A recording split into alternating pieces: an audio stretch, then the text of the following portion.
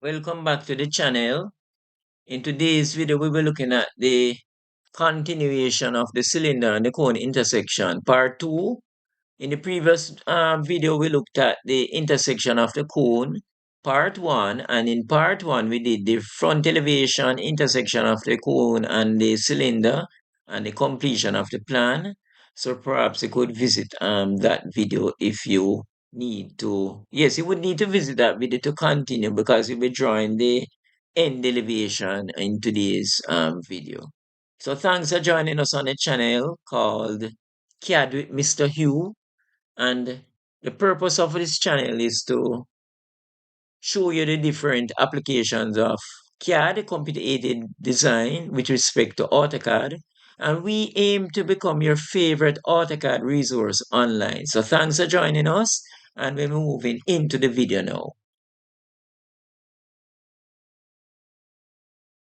All right, so good job if you have gotten it, the drawing completed in the plan as shown in my drawing. I'm going to zoom up so that you can see what I have. All right.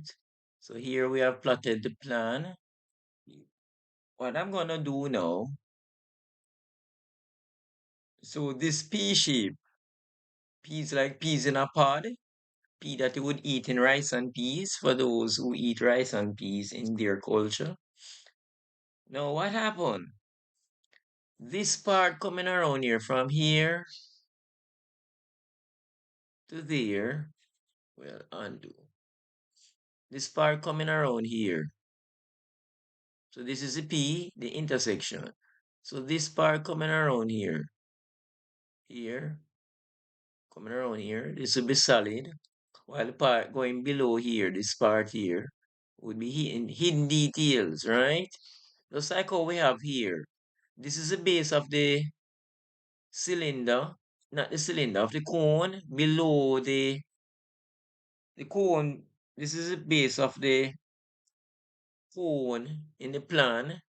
And the cylinders above it. So this will be in hidden detail. Likewise, here, this part here is below the cone. So this will be in hidden detail. So what I'm going to do, since the intersection that we have plotted is in one, I'm going to use a break command to separate it into two parts. So I'm going to separate it. Just like how I separate this, look, let me show you. See? So this here is a circle, and what I did, it is two objects. So we have the hidden detail, which is on a different layer, and we have the base of the cone on a different layer. Okay. All right. So this now I'm gonna break it in. Use the break command to break it. So let's go now. So I'm gonna go to what you do, drop down modify, right? And we come to here. We have two types of break. You have the break with the gap, right, between 2 points, like what is shown here on the screen.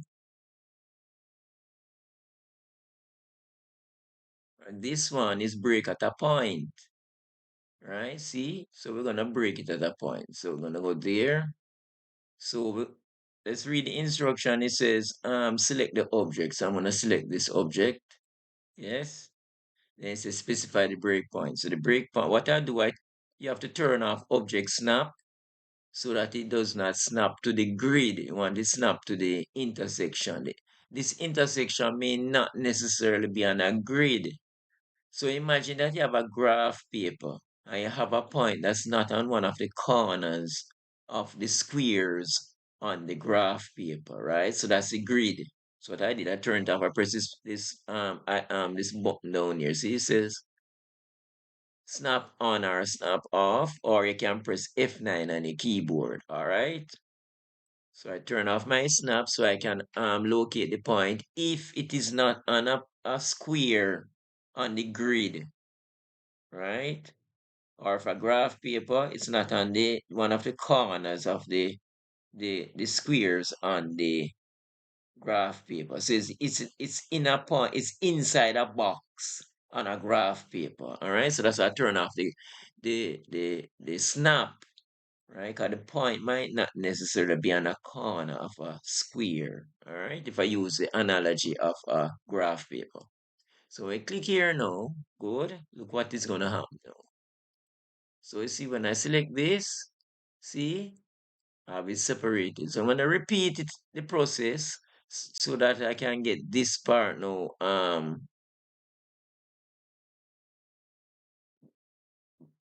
gonna break this part. So we're gonna go again. Modify, break at a point. You're gonna read the instruction in the command line. So select the object. So I'm gonna select the object, which is this, right? Press enter. It says identify the breakpoint, which is right here. This is where the intersection transition from the hidden detail to the solid line at the top of the cone, all right? The top section of the cone. So let's click that, enter. So look now, when I click here, this section will be visible at the top of the cone. And when I click here, see, this will be below the cone, right? Now, if you wanted to, this part here, see this two section, if you want it to be one, you can use a join command and join it. So let's do that. So we're gonna type join. See, came up there, right? And what it says now, select the source of it. So I'm gonna click this, enter. Look now, when you click on it now, see, it's now one. You see that? All right, so I introduced you to the break at a point command a while ago and join, right? So this now, let me show you now. So I'm going to put this now on a hidden detail layer just like this now to prove to you that it is one entity. It is shown as one, but I'm going to prove to you. Now, I made a lot of layers. I didn't need to make so many, but I have many drawings on the same file. So let us look for hidden detail now. So hidden this one. See? So you see that now that's not proof to you that it is now one. So I broke it into two parts and then I join it, right? Now this part now, I'm gonna put it, this part, I'm gonna put it on the solid outline. Now again, you don't need to have a lot of layers duplicated, but what I think happened, I have a lot of drawings on the same file, different types of drawings. So you wouldn't need so many layers for your drawing if you're just doing one drawing, but have many drawings on the same file. All right, so there it is. The plan is complete, right? So good job if you got it completed, right? Now because we zoom out and we're at a higher point in the plan, that is why the hidden detail is not visible when I zoom out. Okay. All right, so let me come. So here it is. This is complete, right? So when you print it at a scale that is on a paper that you can see it, you will see the hidden detail, okay? In another tutorial, I'll show you how to make the spaces a bit wider, alright? But in today we want to finish the intersection for the front elevation and complete the end, okay? Alright, so good job. We have completed the plan. We're gonna complete the front elevation now, right? So I'm gonna zoom over a little bit. And how are we gonna complete the front elevation now? So we have the plan, the intersection for the plan. What we're gonna do, we're gonna project vertical lines up, okay? Now so we're gonna turn on our ortho and we're gonna go line. Or hold on, I'm gonna show you something. So we can use this construction line command, which is this one.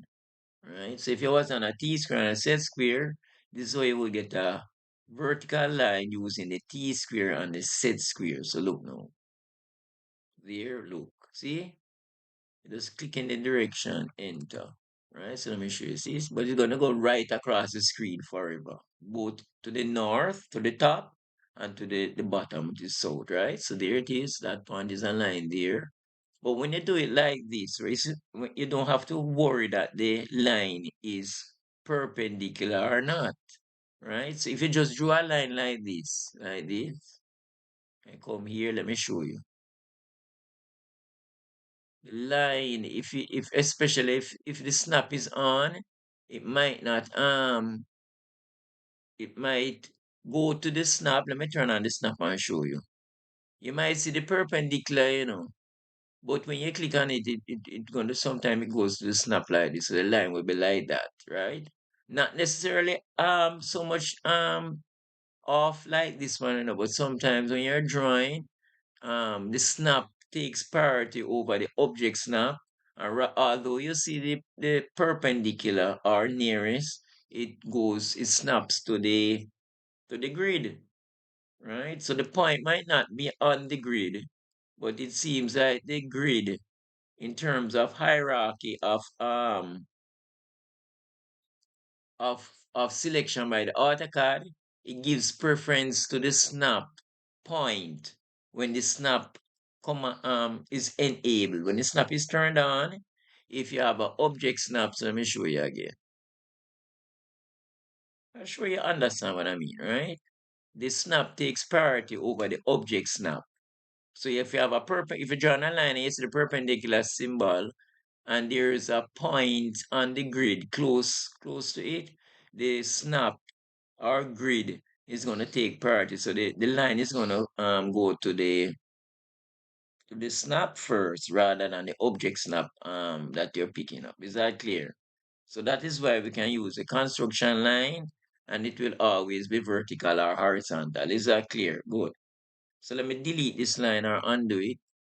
Right. So this is what we'll be doing now. We'll be using the this line, the construction line, to pick up the points, right? It will always be vertical. So we go, it's called an X line, right? So we go there, enter, go again. So we go there, see, going up, enter, we go there, X line, it's our construction line, enter. Hold on, man, this is not these, I must be carrying up. All right, let me undo that. Undo, undo, undo. I will delete this one for delete. Right, what we're gonna be carrying up is these points here. Where you see those X, those pointer marks, we're gonna carry up those. Okay, not down here. Right? If you carry these down here and go up, what you think you're gonna get? You're gonna get this straight line, right? You're not gonna get the curve. So let's go again. So we're gonna come here. We came here a while ago because we did undo a while ago. So if you press enter, is the undo command was the last command. So you're not gonna get back to, so you have to come back up here. So you're gonna go draw X line, which is the constant. We're gonna come here and we'll go up. Hold on. We're gonna come here, the construction line X here. So I'm gonna select here. This. Alright, so let's go again. Here. This point, we're gonna carry this point up. So we go here. We'll go up, see? Enter. Come again. We can press enter now to get back the last command, which is the X line, right? So we go up. We just point in the direction that we want, right? But this line, so we're gonna go again. Here, go up, enter. Or come again. Here, going up, enter. All right, that's off. Now let's go again. So if you come back here, because the last command was undo, so go there,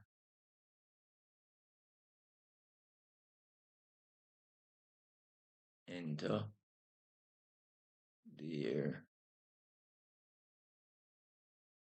enter. This point was not on the same thing, so we have to do the same thing here. Enter, or escape. So good, to be sure, we just come back here. All right, so we come here. Let's zoom up. All right, so there, I'm gonna draw X line right here.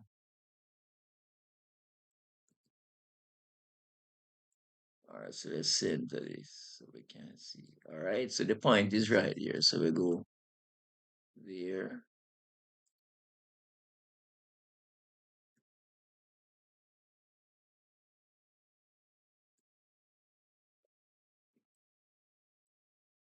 All right, so line going up from this intersection. All right, we're gonna pull up another one. All right, so we go. Oh, we need what this point right here. Let's pick up that one. So and then we come back to that one. There. All right, so this one here. Enter. Right. So we need to pick up.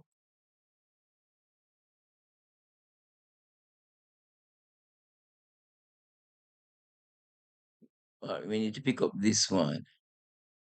This one right here. So we're gonna go. I think you can press enter. Yes. So we have there. There. Uh, let's go again. There. Which line we need again?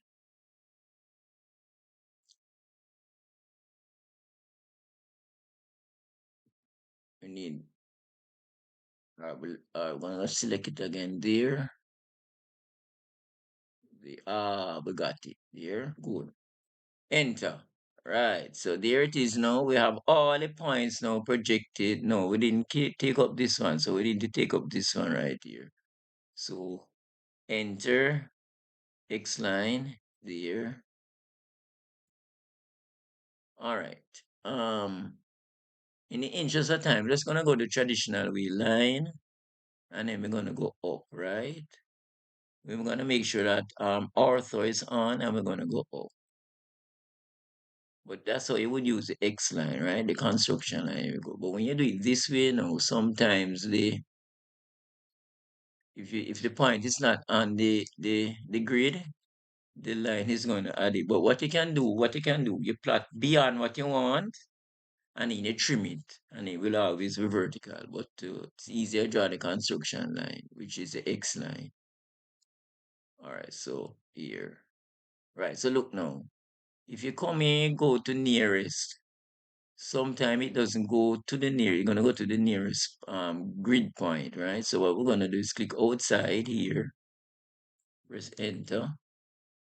What did that? I said let's go again. We need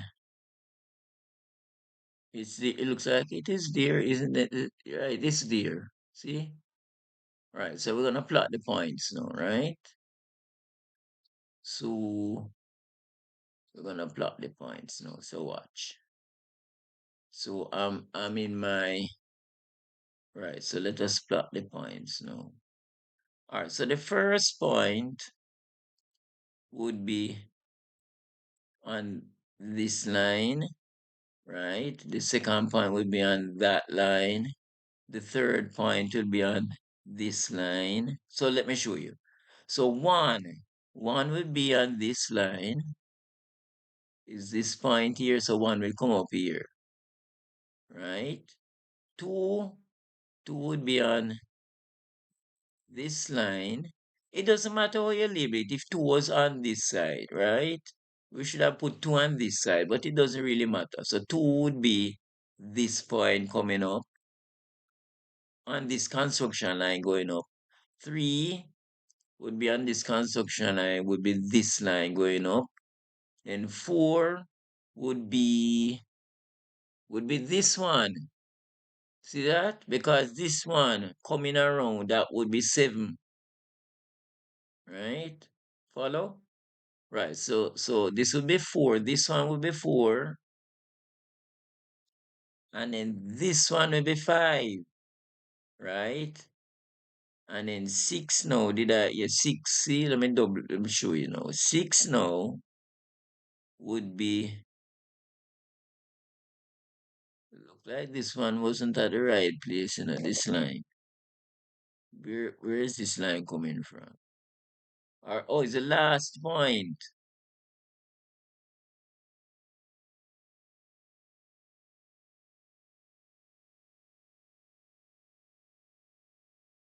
All right, so we're gonna plot. We're gonna plot, right? All right, we're gonna plot.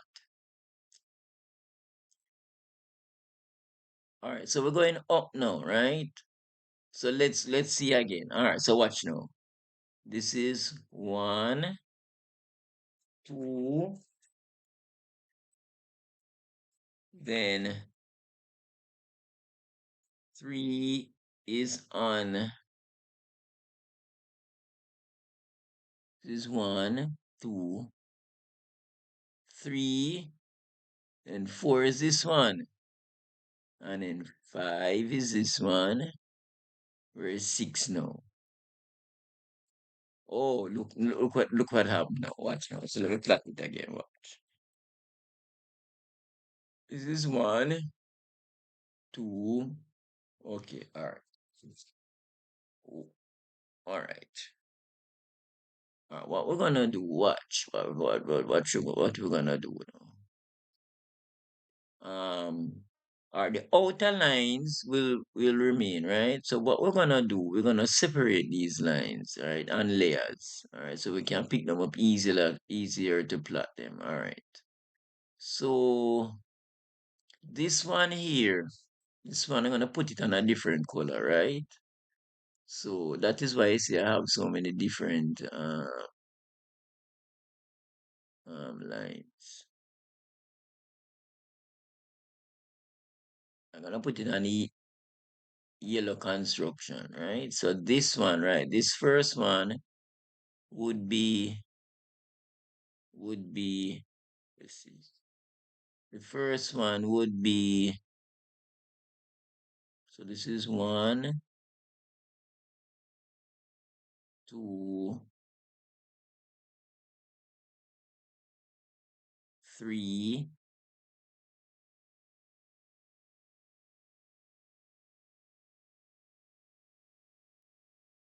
3,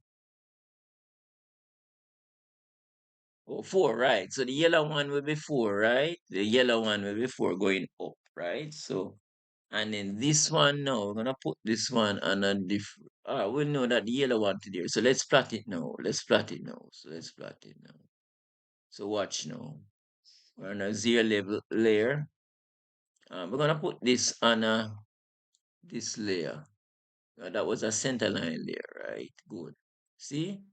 Alright, so that's how you change the line on different layers. It was on the center line, put it on the construction layer. We use the construction layer in this layer as a 0 layer, which is the default layer. So we're gonna go to spline and we're gonna come here.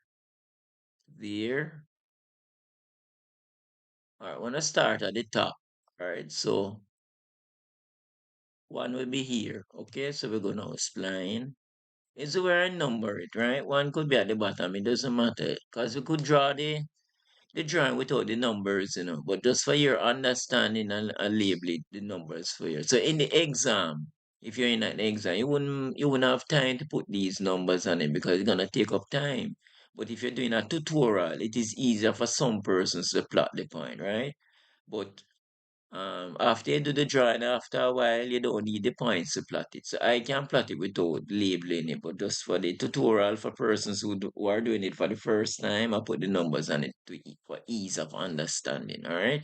So if you're doing your project like a SBA project, meaning a classwork, you could put on the numbers. But if you're in a setting where time is a constraint, it's gonna take up some time to do the numbering and make sure that they correspond to the plan, right? So some books they don't show it, and some books they show it, right? So if I was in an exam, I wouldn't bother to put on the numbers, right? But the thing is, you might you might make a mistake. See, like we have 2 points coming up here, right here. With you separate the lines here, that is where you could run in a bit of a problem. But if you separate it like what I did by putting it on a different line, the probability of your mix, but you have to remember which one is which. So I have to go down now and look and see which one. I think the yellow one represent what. I'd have to write it down. I don't remember. All right, so let me go down and check. So the yellow one represent 4, which is the outer point. So let me write it. So the yellow one is 4. So yellow is 4. All right, and the next one would be what number? The next one beside the yellow one would be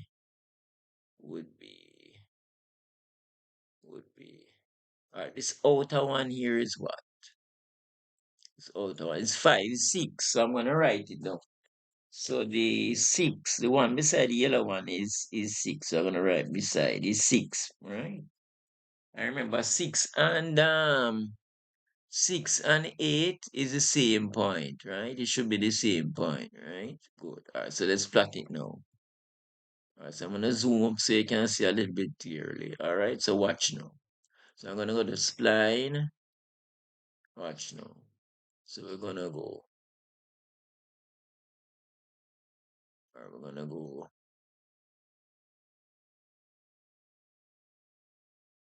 Oh, right. You see, it's not picking up the point because the point is not on a grid. So I'm gonna turn off the, well, it's off there. So we're gonna go.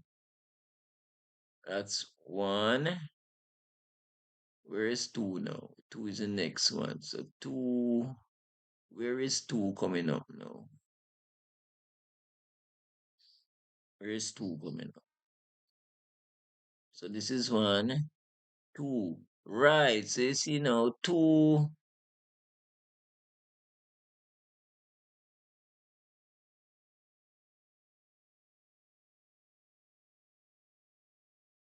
two should be this one. Two and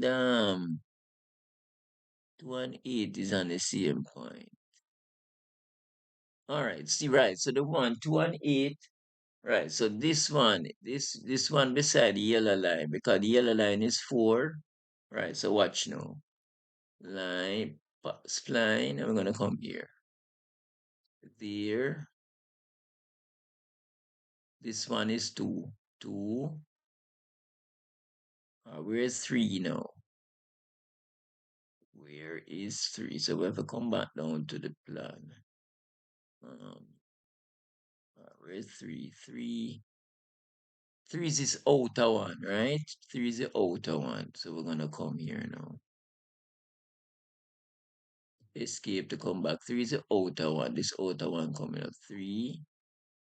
And 4 is the, remember 4 is the yellow one. So we're gonna plot it on the yellow one. Here's the yellow one.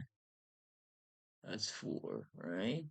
So if we did, we didn't have to put it on yellow, but it's easier for me to remember that that one is 4, all right? So if you can remember in the exam that the one to the left of the two double lines is 4, then you wouldn't bother to waste time, few seconds to put it on on the yellow, the layer which is yellow. All right, so that is 4. Which one is 5 again? So we're coming up. 5 would be 5 would be